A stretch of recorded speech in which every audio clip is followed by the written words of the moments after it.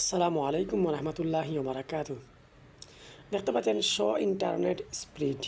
যদি আমি এটাকে অফ করে দিই তাহলে আমার উপরের স্ট্যাটাস বাস থেকে ইন্টারনেটের যে স্পিড মিটার আছে সেটা কিন্তু চলে গেছে। আবার যদি অন করি আবার চলে আসছে। তো যদি আপনারা শুধুমাত্র টেকনো মোবাইল ইউজ করেন তাহলে ইন্টারনেট লিখে সার্চ দিবেন।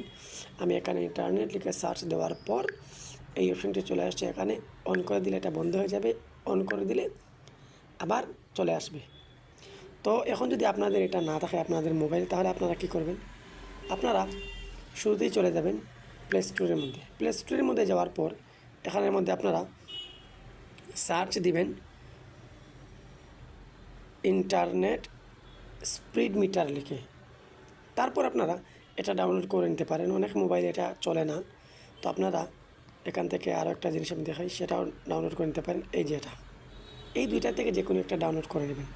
এখন আমি আপনাদেরকে দেখাবো যে আমার মোবাইলের যে ইন্টারনেট স্পিডটা কতটুকু পর্যন্ত এটা গ্রো হয়। তো সেটা দেখার জন্য আমি এখানে ফার্স্ট লিখি। তো দেখতে পাচ্ছি এখানে কোনো রেজাল্ট কিন্তু দেখা যাচ্ছে না। তো রেজাল্টটা দেখার জন্য ক্রোম ব্রাউজারে চলে গেলাম। চলে যাওয়ার পর আমি এখানের মধ্যে সার্চ দিলাম fast.com।